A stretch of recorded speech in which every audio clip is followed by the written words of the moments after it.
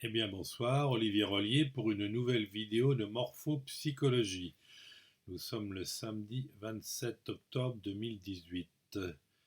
Donc je vais dans cette vidéo reprendre et détailler un petit peu deux tableaux qui sont dans mon livre, pages 95 et 96, que vous pouvez consulter ou acheter sur mon site morpho-psychologie.com.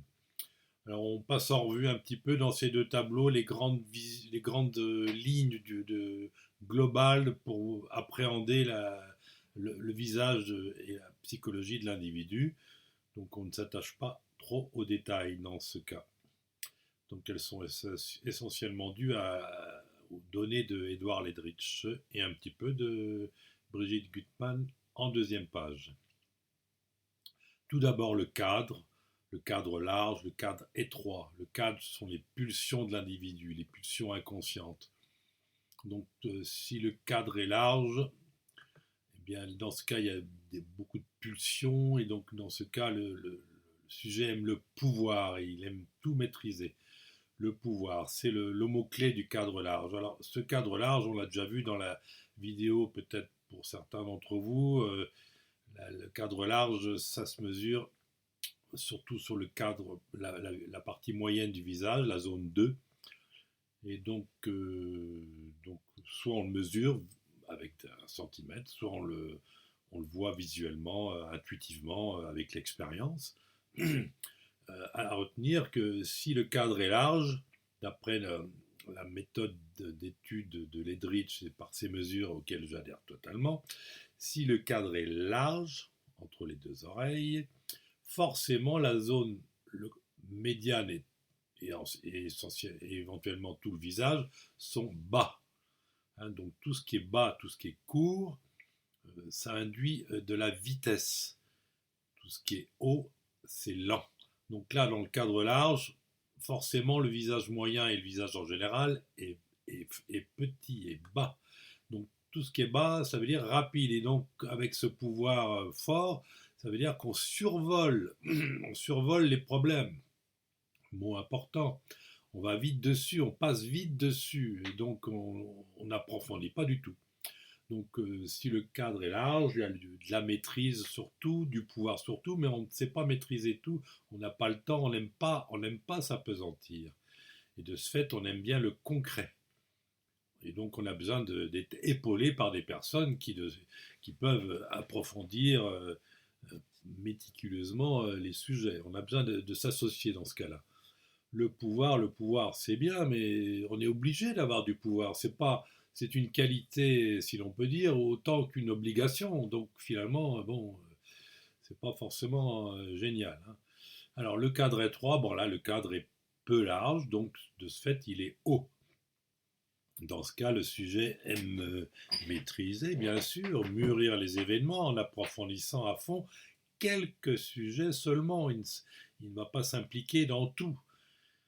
Donc là, l'abstraction ne lui fait pas peur, bien sûr, à l'inverse du cadre large. Donc il peut s'apesantir longuement dans les choses. Et à l'inverse de l'autre, lui, il n'est pas dépendant du pouvoir. Et il n'a pas besoin de pouvoir, il peut se contenter de peu. Donc finalement, vous voyez, comme dans d'autres domaines, toute qualité a son revers. Bon. Alors maintenant, on passe au cadre, projection du cadre. Alors, projection du cadre, c'est un petit peu particulier, puisque ça se mélange un peu avec ce qu'on verra ensuite, l'intérêt intellectuel qui est ici. Alors, tout de même, on peut retenir globalement que si le cadre est projeté, l'humanisation est forte, trop forte s'il est trop projeté, et donc l'incarnation et la personnification est difficile. L'incarnation, éventuellement, est le mot le plus important. Donc cette cadre projetée se voit entre l'oreille, le tragus, et le haut du front. Si cette distance semble moyenne, ou trop longue, ou trop courte, c'est ça qui permet de déterminer la projection du cadre. Donc là, dans ce cas-là, le cadre est un petit peu projeté, donc un peu trop, et donc là l'humanisation est trop importante. Si le cadre est peu projeté, donc là cette ligne, cette distance est faible. Donc là l'humanisation est petite et faible, et le sujet est très physique et donc terre à terre. Évidemment, on n'est pas dans le règne animal, mais enfin, c'est vrai que la tendance du cadre peu projeté peut ça- ça- ça- augmenter de façon vertigineuse, et là, on est dans un profil d'animal. Bon, alors, cadre projeté, cadre peu projeté, l'incarnation, la personnification, l'humanisation importante ou faible, le côté très terre à terre.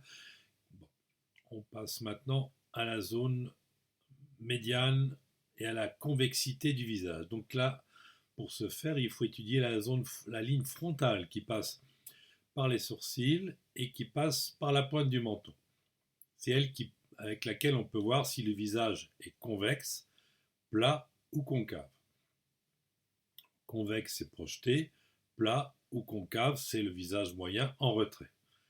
Si le visage est convexe, donc qui passe au-devant de la ligne, la base de la narine passe devant cette ligne, ben là le sujet est en avance pour se créer son territoire à lui, un territoire réel, terrestre, ou alors virtuel le plus souvent.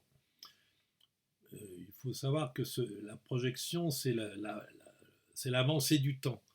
Donc, si le profil est convexe, donc il y a une avancée dans le temps par rapport aux autres. On double les autres et donc les autres sont derrière. Donc, on crée son territoire réel ou virtuel pour soi-même, et puis les autres, bah, ils ont les miettes. Alors, si le cadre visage est plat, donc tout est à peu près aligné, là, le sujet se cale sur l'évolution morale et territoriale ambiante de la société. Il a un conformisme, on va dire, moyen, médian. Donc, on ne peut pas dire plus. Troisième cas, le visage est creux, le visage est concave. Là, le sujet s'assure et se rassure en n'occupant que le ou les territoires réels ou virtuels déjà connus. Il est conservateur, il se met en retrait. Donc il a une vision de derrière. Il ne prend pas de risque, mais en même temps, il assure.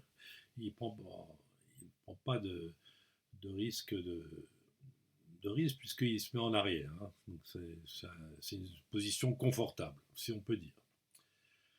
Alors voilà pour la projection du visage moyen, hein, convexe, plat ou creux. Ça se voit par rapport à une ligne virtuelle frontale qui passe sur le profil par la pointe ici au niveau des sourcils et par la pointe du menton. Voilà, donc c'est cette convexité du visage. Maintenant, on va passer aux tendances. Alors la tendance de l'individu, la tendance intellectuelle ou physique, c'est par la ligne centrale. On le reverra ailleurs, là c'est tout petit, mais la ligne centrale, c'est cette ligne qui passe du tragus ici jusqu'à la pointe du nez. Alors si cette ligne passe en dessous, bah si donc l'oreille semble basse par rapport à la pointe du nez, euh, la tendance, une tendance intellectuelle forte, puisque tout se décale vers le haut.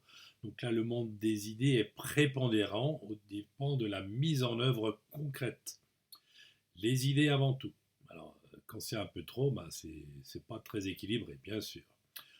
Donc quand la ligne passe par le nez, ben, on est dans une forme moyenne, donc on ne peut pas en dire grand-chose, on est dans la moyenne. Et si au contraire on passe, vous le voyez, sur la tendance physique, là la ligne passe bien en dessous, au-dessus du nez. Donc là l'oreille semble haute par rapport à la pointe du nez. Dans ce troisième cas d'étude de la ligne centrale, le sujet semble est concret. C'est pas un intello du tout, dans toutes circonstances. Même s'il a une bonne faculté de réflexion, ça peut être le cas, il est très astucieux, mais il est physique, il est concret. Ne pas oublier que la zone intellectuelle frontale n'est qu'un outil. Là, le mot outil est important. C'est pas l'individu est quand même dans le concret, dans le physique. Même s'il est intelligent, même s'il est astucieux, ça n'a rien à voir. Alors maintenant, on va voir l'intérêt de l'individu. L'intérêt, c'est encore sur le profil, mais du coup, c'est l'inclinaison de la ligne frontale que je n'ai pas décrite dans ces petits formats de photo. Hein, donc si elle est en angle aigu sur le profil droit, donc aigu, si elle est plutôt horizontale ou si elle est en accent grave, comme sur le troisième, la tendance sera intellectuelle ou physique. Voilà. Donc là, si l'intérêt est intellectuel, la zone frontale fait que cette ligne frontale est en angle aigu, comme un accent aigu. Donc là, l'intérêt intellectuel, c'est donner une réponse. Donc dans ce cas-là, la réponse est une réponse ou une solution intellectuelle au problème. C'est une vision intellectuelle des choses.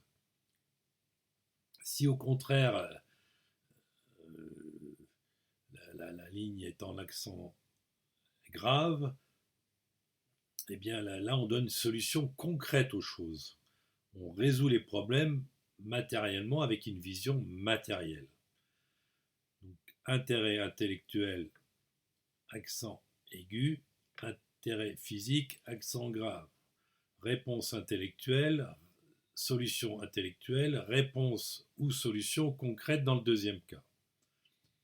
1 et 2. Alors après, on a l'intérêt physique, c'est ce qu'on vient de voir au-dessus. Donc l'intérêt physique, c'est de donner une solution, une réponse concrète, mais aussi avec une oreille placée haut, comme on a vu tout à l'heure. Donc là, on a intérêt physique et tendance physique. Donc dans ce cas-là, le menton projeté par rapport au front et l'oreille placée haute. Donc là, on a une réponse, une solution concrète pour résoudre les problèmes, mais dans un climat très terre à terre. Donc là, quand même, ça vole pas trop haut quand même. Bon, il ne faut pas critiquer, mais enfin, voilà, on n'est pas dans les sphères d'un intellectuel très très développé. Alors après, maintenant, on va voir l'étude des visions globales, toujours, hein, vision synthétique, entre les récepteurs et le cadre. Alors, soit on le voit de face sur les deux premiers cas, soit on le voit de profil sur les deux derniers cas. Alors, premier cas, c'est les récepteurs, donc c'est les yeux, la bouche, ils semblent grands par rapport au cadre du visage. Oh, avec les drisses, on peut les mesurer. La largeur de l'œil, la largeur de la bouche, c'est facile. Bon, on peut le voir visuellement, intuitivement. Alors, si les yeux et la bouche semblent grands, semblent larges par rapport au cadre, il y a une trop grande perméabilité et une obéissance aux influences extérieures, puisque les zones de récepteurs sont des entrées et des sorties. On utilise la morale collective, donc il y a un risque de banalisation de la morale, donc, et d'épuisement psychique, puisqu'on ne maîtrise pas les flux, on se disperse beaucoup. Si au contraire les yeux, les récepteurs et la bouche, essentiellement comme récepteurs et éventuellement les narines, sont petits, serrés, étroits par rapport au cadre, eh bien là, on est très peu perméable, on est refermé par rapport à l'extérieur. D'où une très grande autonomie. Et par rapport à une morale collective, on est indépendant. Mais c'est pas pour ça que la morale est bonne, hein, mais on a sa morale à soi. Bon. Et effectivement, il y a un risque de culpabilisation éventuellement, puisqu'on est un peu en dehors du commun des mortels. Et puis au pire, il y a risque d'explosion, parce que de temps en temps, on garde, mais bon, ça peut sauter de temps en temps. Ça, c'est donc les récepteurs et le cadre sur le face uniquement. Maintenant, les récepteurs et le cadre par rapport au profil.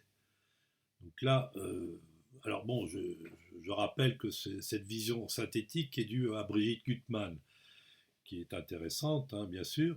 Bon, avec du Ledrich, on peut faire pareil, mais c'est vrai qu'une vision synthétique permet d'aller plus vite, permet de- d'aller un peu plus droit au but par rapport à une vision sémiologique au cas par cas des récepteurs du cadre que voit Ledrich, euh, qui peut être un peu perdu. Donc la synthèse permet d'aller plus vite de temps en temps. Donc je termine donc avec ce pendulaire et ce pendulaire inversé, on les appelle comme on veut. Bon bref, le pendulaire c'est les yeux et la bouche qui semblent en retrait par rapport au visage, c'est les yeux en arrière rentrés et avec une bouche rentrée. Euh, donc là c'est on aboutit, on obtient plus que le désir ne veut. Euh, Par contre, le cadre nous indique qu'on va de l'avant, de l'enthousiasme, mais il y a un frein sur les sentiments. Donc un risque de déception et de tension, puisqu'il y a un peu une crispation entre ces récepteurs qui freinent et ce cadre qui avance, qui va de l'avant. Et donc, comme on est sur le profil, j'appelle ça un fil de vie. On est un fil de vie qui est trop large, donc qui est dur à maintenir, puisqu'il est un peu large. Donc, tension et déception éventuelle, crispation. Le pendulaire inversé, c'est donc les yeux et la bouche qui semblent en avant par rapport au visage. Donc, le cadre là, de ce fait-là se redresse, le front est vertical, le menton est un peu en retrait, la bouche en avant, les yeux qui ne sont pas du tout reculés. Il y a donc là une proximité affective du fait des récepteurs, mais un fort bridage de la pensée par le cadre. Désir fort au détriment des autres, bien sûr, on est un peu arrogant dans son désir, et de sa concrétisation. Il y a donc là un risque de surmenage de ce fait. On en fait trop. Donc là, le fil de vie est trop mince, donc il y a un risque aussi, à l'inverse, le risque est important de déraper. Fil de vie trop large, fil de vie trop mince, puisque ce profil marque l'avancement dans le temps par rapport au temps qui passe et à notre psychologie, à nos capacités et nos réserves. Voilà un petit peu pour l'étude de ces deux tableaux qui sont une vision synthétique qu'il faut avoir un petit peu en tête quand on voit un visage. Tiens, oui, là, il y a une tendance physique, là, il y a un intérêt, là, oui, il y a les récepteurs au cadre qui sont très étroits, très larges. Bon, il faut aller vite, il faut faire vite. Ça permet de. C'est un bon résumé. Donc, les deux cadres, euh, euh, ces deux résumés qui sont pages 95 et 96 résumé des bases de Ledrich et un petit peu du à Brigitte Gutmann. Voilà pour cette vidéo. Je vous remercie de votre attention. À bientôt.